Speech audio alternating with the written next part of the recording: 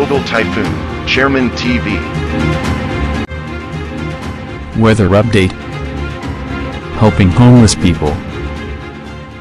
Please subscribe.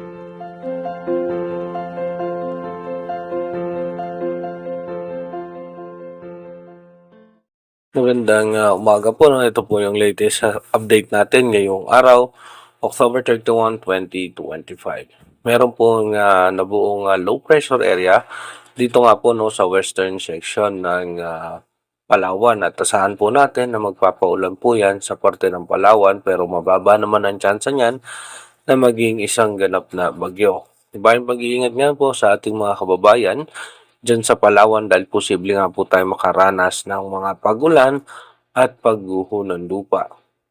At asahan din po natin na patuloy pong lalakas itong northeast monsoon at yung shear line na nakakapekto nga po sa may Central Luzon hanggang sa may parte ng Metro Manila at Bicol Region.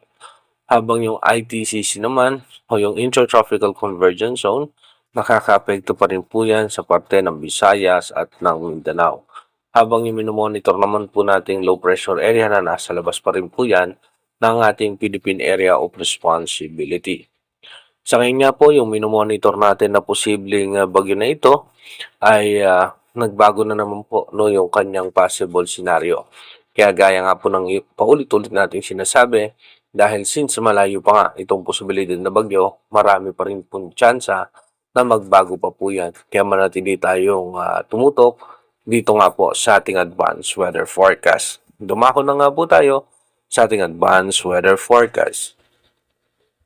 Dito po sa ating advanced weather forecast, bukas nga po no, ay November 1, yung dalawang low pressure area na po yan, ito po ay posibleng malusaw na rin kaagad at patuloy nga lalakas yung northeast monsoon.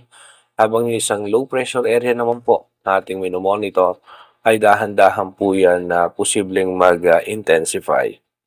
Pagdating po ng November 2, so ito nga po ay tataas na ang tsansa na mag-develop bilang isang tropical depression or mahinang bagyo. At pagdating nga po ng November 3, papasok na po yan ng ating Philippine Area of Responsibility bilang isang bagyo at posibleng maging si Bagyong Tino.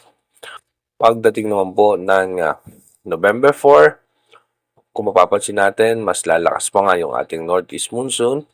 At pagdating nga po ng November 5, ito pong bagyo na ito ay mas lalakas pa. At kung mapapansin natin, no, sa ngayon nga po ay bumaba ang tsansa ng landfall scenario nitong posibleng bagyo na ating minomonitor. Pero again inuulit ko po, dahil nga po sa paglakas ng northeast monsoon ay bumaba rin yung tsansa nito na umabot ng hanggang typhoon category. Possible po hanggang severe tropical storm or tropical storm category ang kanyang abutin. Pero kung mapapansin pa rin po natin na patuloy pa rin po yung paglakas ng northeast monsoon na isa po sa main factor na sumisira dito sa bagyo.